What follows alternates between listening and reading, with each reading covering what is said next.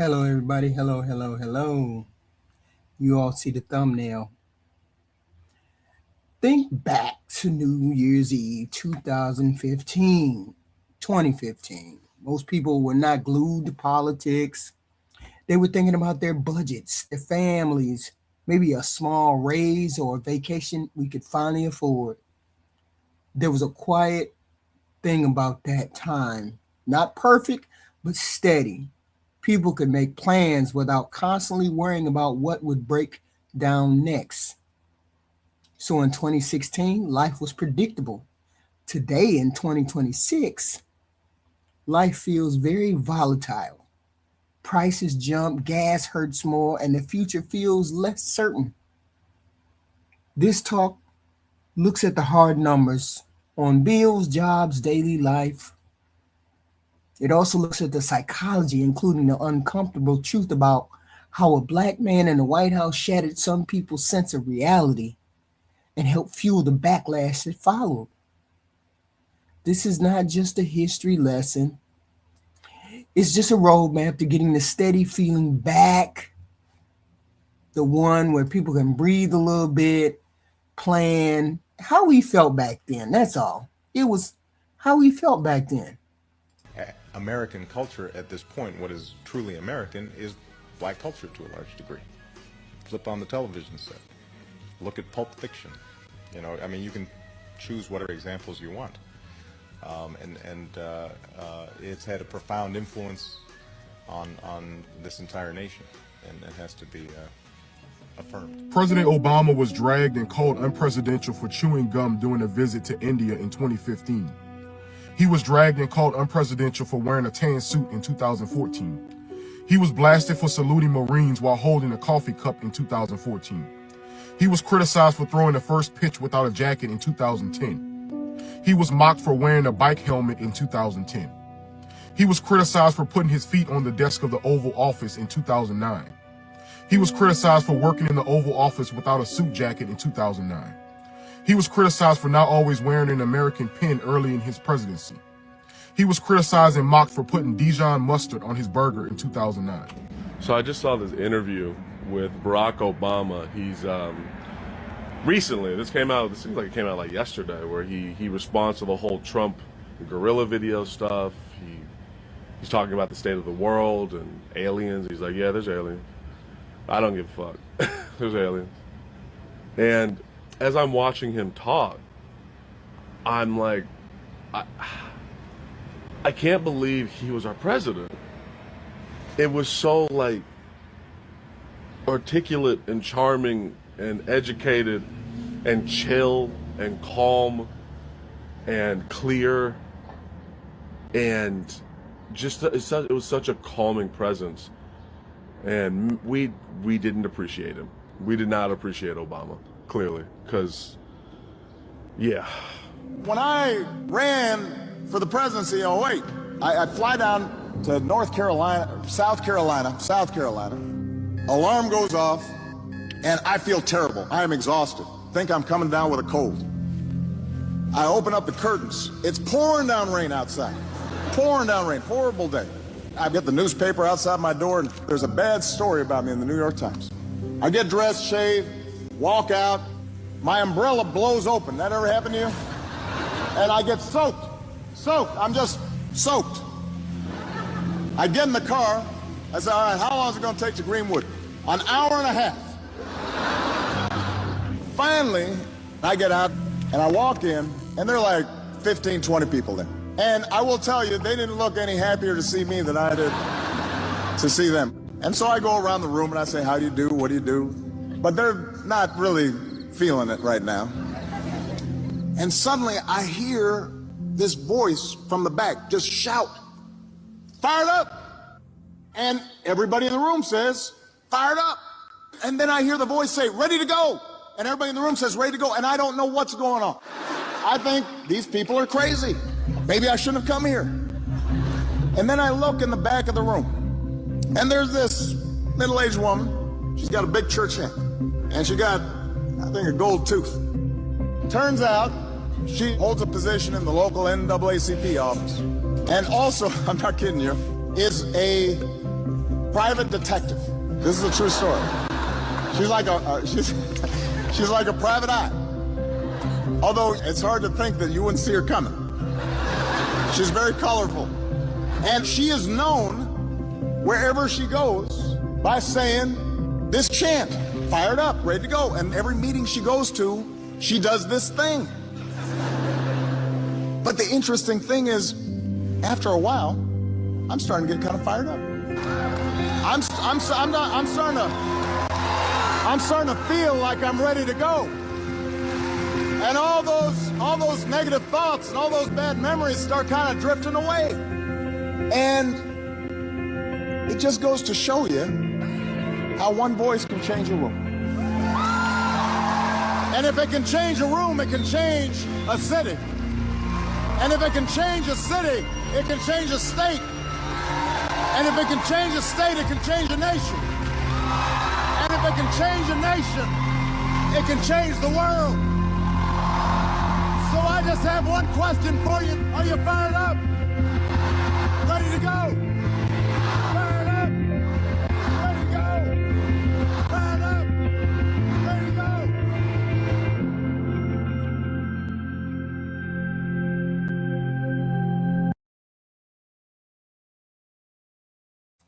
So, in 2016, we had inflation, of course, 1.3% for the whole year. Prices barely moved. Average gas price was $2.14 to $2.25. We could fill up without doing mental math about skipping whether we could get 20 items or 15 items. Now we get about 5 items, 6 items, and that's $100. I mean, numbers are crazy these days. Think about what it actually felt like back then. We could afford shit. We could afford stuff. People go to the grocery store right now and roughly know what they are going to spend and know what they probably won't be able to get. They did not walk into that store thinking, what changed? Is the beef high? Is this high? Is that high? They could fill a tank up without doing math in their head. They could still sit down at the kitchen table and say, okay, rent is this, groceries is this, gas is this. We okay. People can't do that now. We can't do that to these days. This 10 years later, we can't do that these days. That feeling right there is not luxury. That is stability. That feeling that you felt when you knew Obama was there. That is stability. Stability is what most working people are really chasing around here. Not being rich, not being perfect, just predictable. I just want the world to stop spinning. When people lose that, they do not just lose money. They lose their peace of mind. Stability is a silent gift. It really is. People do not notice how steady, how calm, how on the money people are until it's gone. When prices stay the same, the brain has more room to think about the kids, hobbies, joy. When prices keep jumping, when stuff is erratic, people's brain gets stuck in survival mode. And I think that's where we all are right now, wondering when the next shoe is going to drop.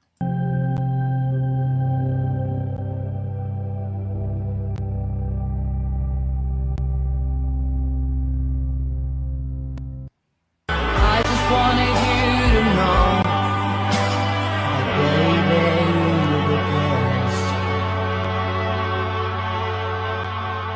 I got a little Just bit wanted to show you guys this video clip of the old days. Remember when presidents went out and randomly met people? This was Obama. Anna, good to see you. Are you real? Yes, I am. I'm not wax. Yeah. How are you? What's your name? Good to see you, Patrick. Oh my God. I'm Ryan. Good to see you, Ryan. How are I'm you? here and I'm so Good to see excited. you. Well, give me a hug. I'm glad you're excited. Oh, I'm can I excited. get a picture? Yes, you Oh, can. Okay, let's move. They were just people randomly out, and he went out to walk amongst the people. I hope we can get that back. In case y'all forgot what a president was supposed to sound like, this is a snippet from Obama's speech at Jesse Jackson's funeral. We are living in a time when it can be hard to hope.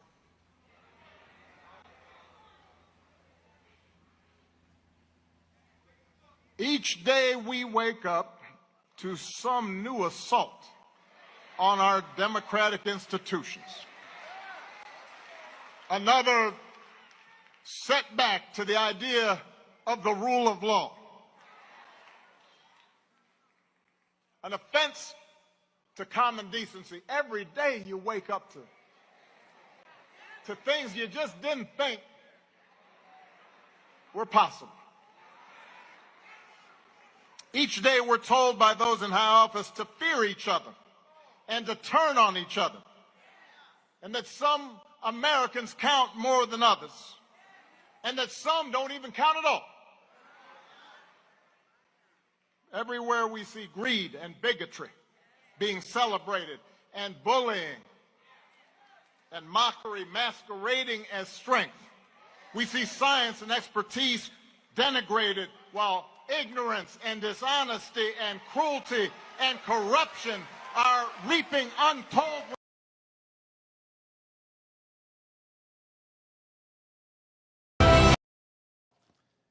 And the inspection and transparency regime necessary to verify that objective will be put in place. Like Obama, I played golf with him. I do like him. Very, very interesting guy. A lot of charisma. He's the best president in my lifetime, for sure. He was the most statesmanlike, the most articulate. He was the most reasonable and measured. He embodied, in my mind, what I would like to represent the United States.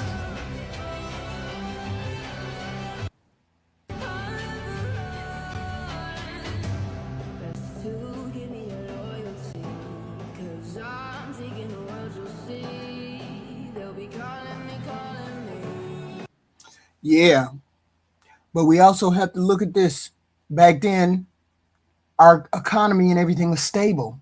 The gas prices in 2016 were steady and very low. Driving to work or family visits did not hurt the budget like they do now.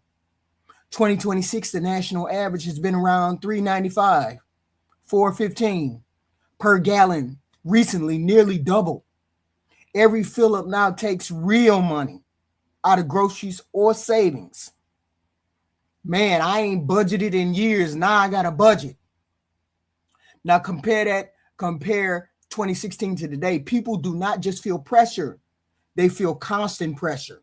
Every bill feels like a fucking question mark. Every trip to the store feels like, why is this higher again and again and again? Now, when I go to the store, I got to go straight to the discount. I got to go to the discount area. Okay. I don't know about nobody else, but I got to go straight to the discount area. Okay. Eventually, we're going to start getting frustrated. We're going to start getting mad. Not because right now people are telling us that we can't even afford our lifestyle. We can't afford the things that we should have afforded 10 years ago. We should have been able to afford 10 years ago. What happened? Okay. What happened? This didn't happen to just one person, one group of people, what set of people. This had nothing to do with immigration, immigrants, some people. This had nothing to do with that. Okay. We just know something ain't right about what's going on now. We just know that. Paycheck to paycheck. 2016, the median household income was $60,000. Adjusted for price then. Rising slowly but steady. People had money to go on vacations. People had money to put money to aside and buy a motorcycle, buy extra shit. The latest thing people were trying to buy was the PC, PlayStation shit. Okay. Having loans, being able to pay loans. Now, people's savings is wiped out. People's 401k got to be checked out every month in order to pay the rent. Latest figures reach $83,000 2024 dollars, but after years of faster pricing, extra money does not go as far as it used to on food and bills. In 2016, it was slower. Real progress was happening. You could see where the money was. You could see where the money went. Today, people are just trying to keep up. We're just trying to pay our rent. Just imagine you make, I don't know, $27 an hour, and your mortgage is $2,000. Where your money at?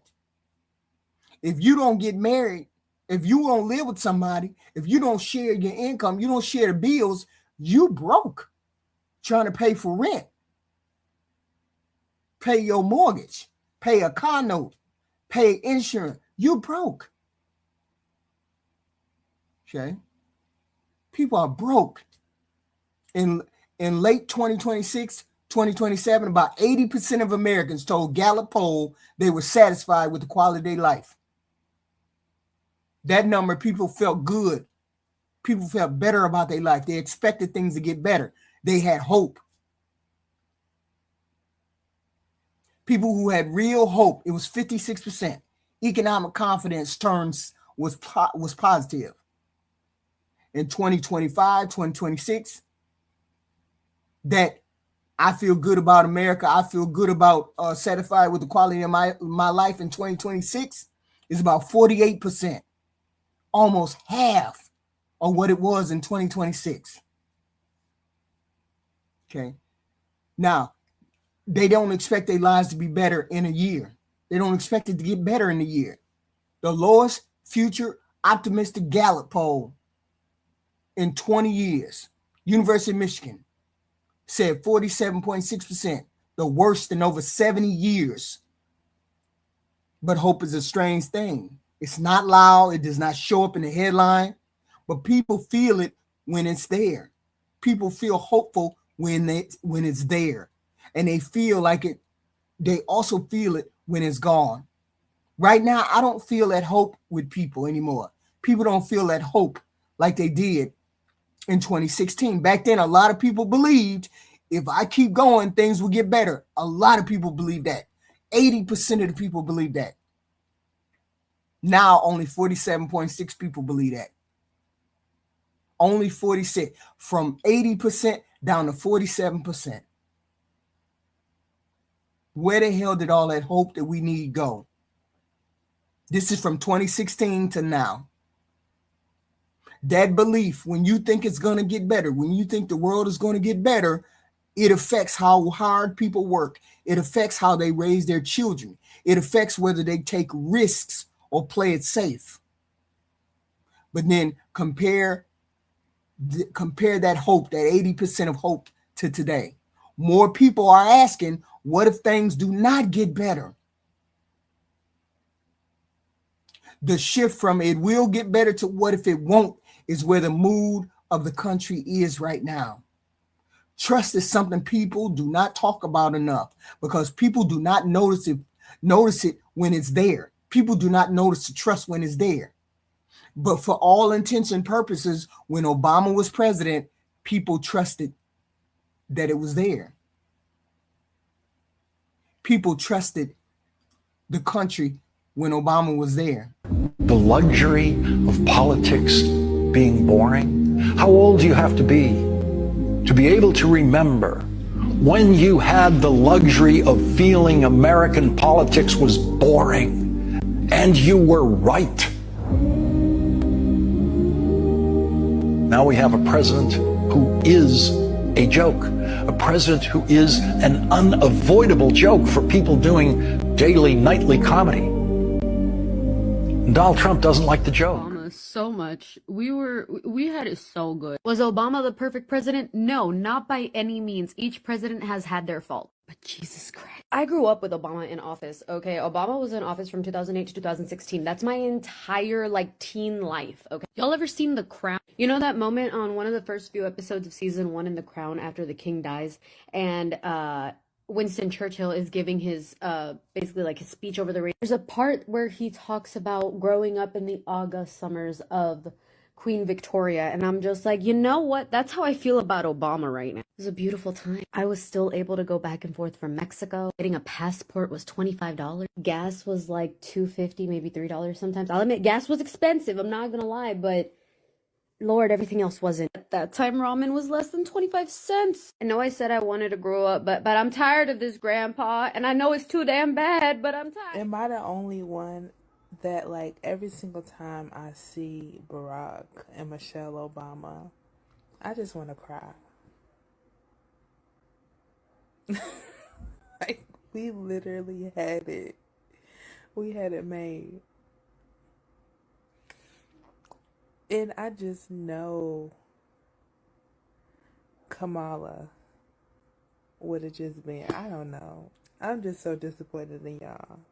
The fact that this is happening right now is mind blowing. It's like it's not even real. And like people are literally just living their lives like this shit is normal. It's not normal at all. It's not normal. I just saw a video of a baby being zip tied. A baby. No more than one. This is not normal. When President Obama took office in 2009, the country was in an economic freefall. Unemployment is now at 4.7%. 82 straight months of job growth. That is the longest streak ever in the history of our country. Under President Obama, the high school graduation rate in this country hit 83%. That's the highest it has ever been in the history of this country. Under President Obama, we have had the first drop in the federal prison population in decades. Under President Obama, after a concerted effort by his administration, homelessness among American veterans dropped by half.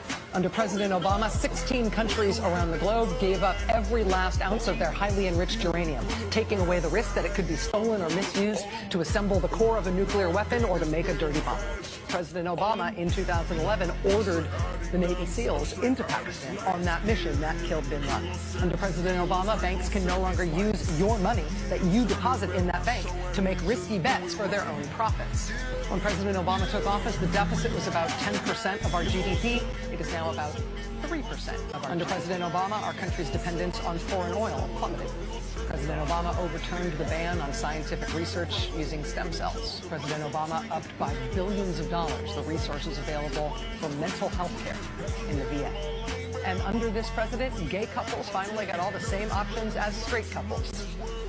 Oh, and you can't be denied health insurance because of a pre-existing condition. And you can't be charged more for your health insurance because you're a woman. And your health insurance can't put a lifetime cap on what you're allowed.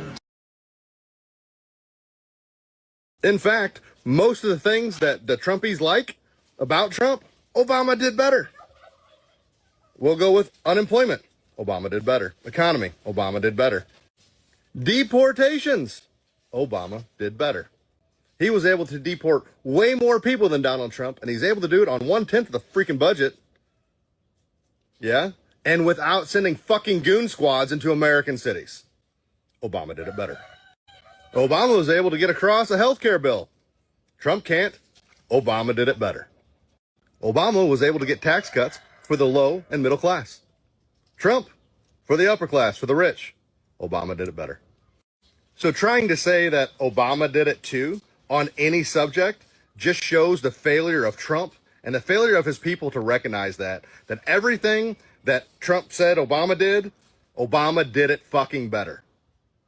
They just don't like. I have this fear that I am going to die with a pit of sadness in my stomach, wishing that I could go back to a time in history when things made sense. I realize that sounds very boomer, but I'm just talking about like when Obama was president, and for whatever reason, I naively believed that our future was bright. The rogue behavior of agents of the federal government is deeply concerning and dangerous. But we should take a moment to appreciate the extraordinary outpouring of organizing, community building, decency, citizens saying this is not the America we believe in, and we're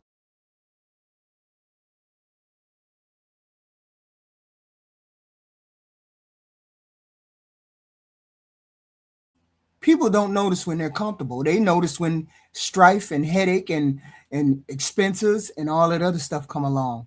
They only notice when it's gone. We only notice when it's gone. We forget how calm, cool, and collected it was under Obama. You didn't hear about Obama and what he did every day.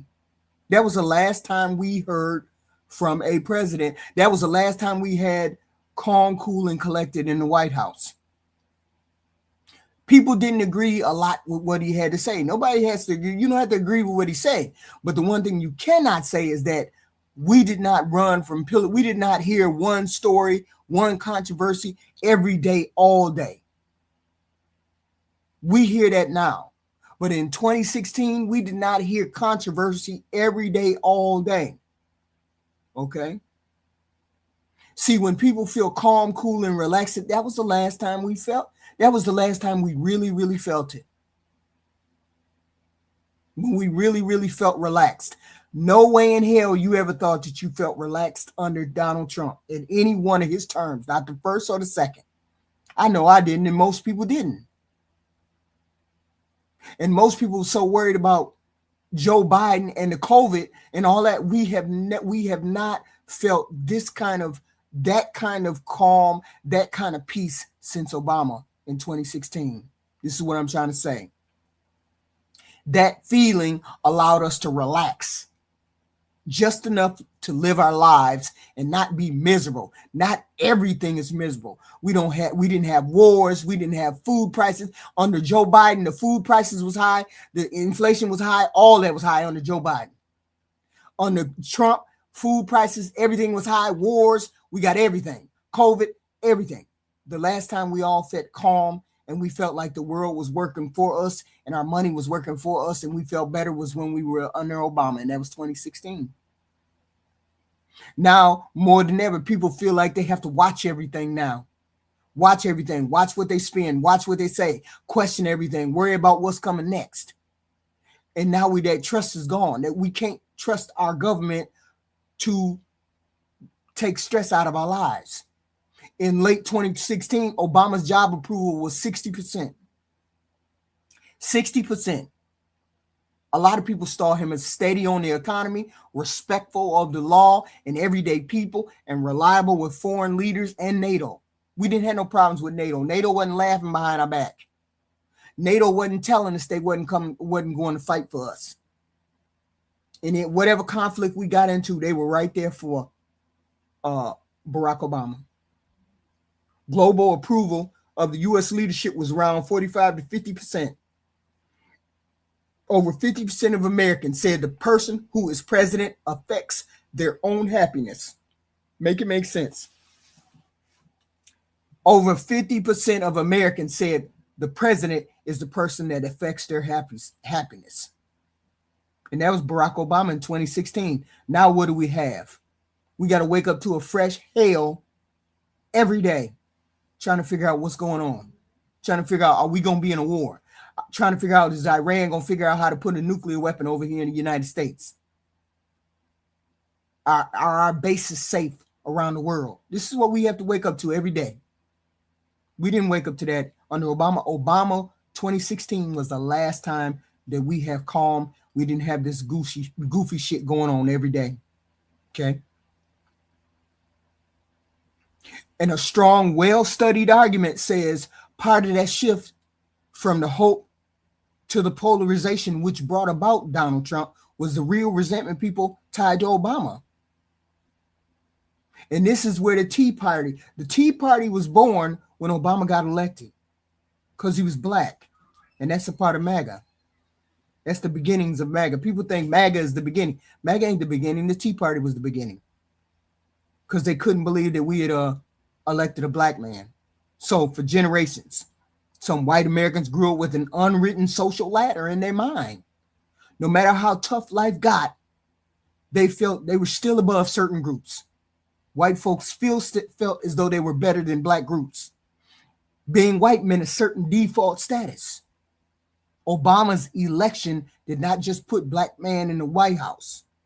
It physically proved that the old ladder was true, or the old ladder was broken. Here was a smart, articulate black man who became the most powerful person on earth. He was respected globally. He won twice. For some people, that was not just politics. It was a direct challenge to the idea that white meant the top. See, that's why I look at people goofy when I hear people say, oh, black people ain't as smart as white people. Yes, they are. You can't, intelligence doesn't come along with skin color, opportunity, nature, nurture. All of those things contribute to intelligence. Has nothing to do with skin color. Okay. And far and above and away, Obama stood and still stands heads above our current president. Okay. So with people thinking that white was the top, this was what researchers call status threat. 2018 study said political scientist Diana Mertz tracked the same voters from when Obama got elected the second time to 2016. She found that personal pocketbook pain, people's pocketbook, did not explain the swing to Trump as much as the feeling among white Americans that their group's dominant status was slipping. Because we had it good under Obama. We had it very good under Obama. That was the last time that we actually had it good, was under Obama in this country. We didn't have it good under Trump that first time. Because people like to dream right his influence on his first time. They like to wax poetically about what he did on his first term. His first term was shitty. And he didn't know what he was doing. And he was firing people left and right who didn't want him to do what he wanted to do. There were certain types of guardrails back then, but he was firing those people left, right, and center because he couldn't do what he wanted to do. He didn't want to stay in the parameters of being a president. So eventually Donald Trump went off the rails in the first term. And by God, COVID stopped him from doing a lot of that. So we never really had it good under Trump. We never really had it good under Biden because everything was so high, and we never had it good. We don't have it good now. The last time we had it good was 2016. It was what it was. But people resented Obama so much, okay? They thought their dominant status, white people thought their dominant status was slipping. So because of that rising racial diversity at home and the sense that America was losing its top spot in the world, this is how we got Donald Trump. And we got Donald Trump for the second time because people was like, well, it must have been great under Trump. It was never great under Trump. It wasn't mainly about the wallet. It was about the ego and the sense of place. Seeing a black man who's smarter, more powerful, more respected, globally shattered that old assumption that white meant in charge. And Obama was the one that was in charge in 2016. For those who tied their own worth or group pride to that ladder, it felt like a personal loss to them, like the world was being turned upside down. So when a country changes socially, culturally, economically, not everybody's experiences that change the same way. Obama was smooth. All his years were pretty much smooth at second term. Okay, but a lot of people don't react to facts. They assume because you have darker skin that you're not as smart, you're not as capable, you shouldn't be leading the world. And this is what came out of leading the world, Obama leading the world. It was Tea Party, what you call MAGA. That was the beginning of MAGA right there, because they didn't like Obama because he was black. We're going to fight back. Okay, it just was what it was. That we have quite a number of dark days. This pit, I told Michelle Pfeiffer.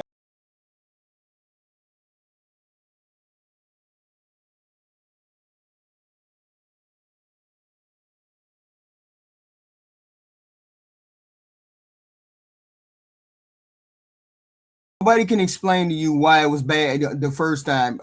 Nobody can explain to you why it was bad the first time, Black America. You have to go back and find out why it was bad. It was bad under Trump. It was bad under Trump. It was bad under Biden, and it was bad under Trump again. People just want to wax poetically about that. I remember that. I remember the COVID. I remember the fact that we had 1 million plus people die under COVID under Donald Trump's watch. I remember that. I remember he refused to endorse masks. I remember him doing tax cuts and throwing us in the ditch. If you don't remember any of that, I can't help it that you don't remember none of that. I remember all of that. Okay. You can't just say because he won because of he won over Kamala this second time that it was something good. It wasn't something good. Most of the people that voted were young. And most people don't pay attention to politics no way. So if you don't pay attention to politics and somebody said, oh, Trump was amazing. Trump is amazing. Kamala is dumb. Kamala is dumb. Trump is amazing. Trump is amazing. 9 times out of 10, because people are sheep, they're going to vote for the person that everybody else wants to vote for. See, you have to have your own mind. I have my own mind. I understand that he wasn't the best president. I understand it was shitty. The last time that we had everybody, the country was happy, healthy, growing, thriving was under Obama. Okay. You just have to go back and look at the record. The record is what it is. It is what it is. You can't change the record. You may want to, but it don't matter whether he beat Kamala or not. There's a lot of sheep out there. And on top of the fact that Kamala said she was going to do the same thing that Joe Biden did. So if you think Joe Biden did a bad job, you thinking it's bad, it ain't no good, it's terrible, then obviously you're going to think that Kamala, because she said she was going to do the same thing as Biden, you're going to think she's going to do the same thing. So we're going to keep the same shitty policies. So obviously they were going to vote for Trump. And here we are in a ditch. Here we are in a ditch.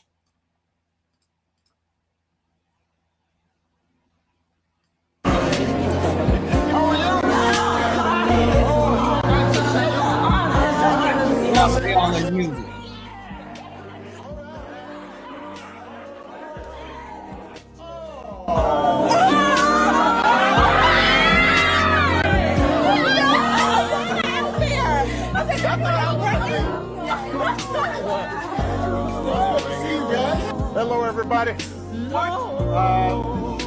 we approach Veterans Day, I wanted to stop by and just say thank you for your extraordinary service to you, your family. The sacrifices that all of you made to protect our country is something that... Hey!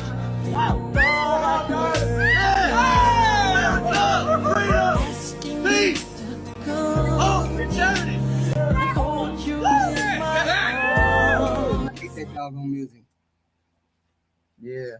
But see, I gotta play the music because it's right along with that. A lot of these people, Americans, felt overlooked in this economy. In 2016, we had a thriving economy. We had food wasn't high, gas wasn't high. Gas was like $2.20. Okay, food was in normal pricing range. We could afford stuff. You go to the store and get 30, 40 items and pay like $100, $150. It wouldn't cost you all that much money. Now that's not the case.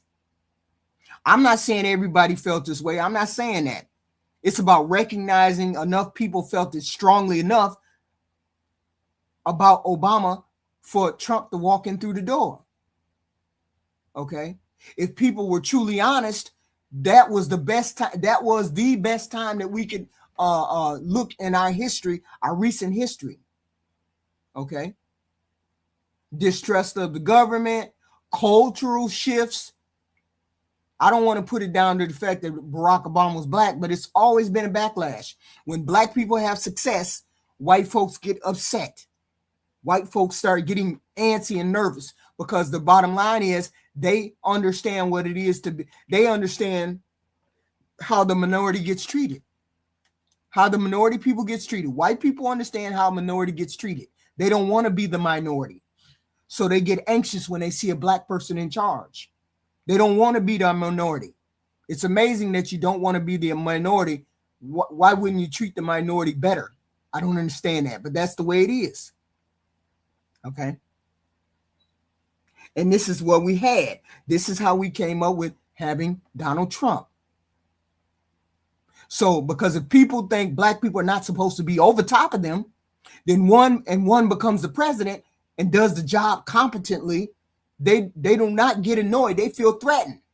The country they thought they knew suddenly feels unfamiliar. Okay. Rapid demographic changes, more immigration, projections of a majority minority America made that threat even worse. That's how we got Donald Trump. Trump's language: take our country back. Take your country back from where, sir? Where were we taking our country back from? Barack Obama was the black president. So apparently you were trying to take it back from the black folks. I don't understand. What do you mean take our country back? Where was it going? You wanted strong borders. America First spoke directly to that fear that the old order was disappearing. For those who felt the latter had been kicked out from under them, white folks voting for the candidate who promised to restore it felt like self-defense. That's why people voted for Donald Trump. Donald Trump was not competent in any way. I have to say this one thing. He went against Hillary Clinton. Hillary Clinton runs circles around all of these men. Barack Obama, Joe Biden, Donald Trump, George Bush. She would run circles around all of them if she was the president. That's how competent Hillary Clinton is. Because we have a little misogyny, because we have what we have in this country, of course she couldn't be a president. That's why Michelle Obama said, y'all don't look at me to be no president. Y'all don't look at me to run because y'all ain't ready for me to run. Y'all not ready for me to be a president in this country. Okay? And that is how we brought about Donald Trump. This is also where the dystopian talk comes from. If people no longer feel like the default or the one that's in charge, the whole country changes. Obama's success shattered long-held assumptions for some people. It turned symbolic. Progress for millions felt like losses for others. That tension, that hope for some threat for others, helped create the polarization that we got from Donald Trump. Part of what broke the steady pace was the I need it now culture. The I need it now culture that we got. Okay. Everything became faster. Faster money, faster decision, faster reactions. It's wild. This is wild. But we were happier when Obama was the president. Hey guys, we were happier in 2016. Okay. After 2020, trillions in fast government spending for quick relief felt good in the moment, but helped drive inflation. And it peaked at 9.1% under Biden. So nobody was happy under Biden. Nobody was happy. Nobody liked what was going on with Biden. Okay. Nobody likes what's going on now. And nobody liked what was going on under President Trump.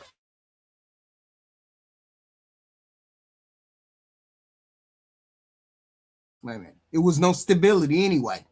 Okay. When all of this is put together, everything is put together. Rising costs, less predictability, lower trust, cultural tensions, loss of long-term thinking. It becomes clear we had it better under 2026.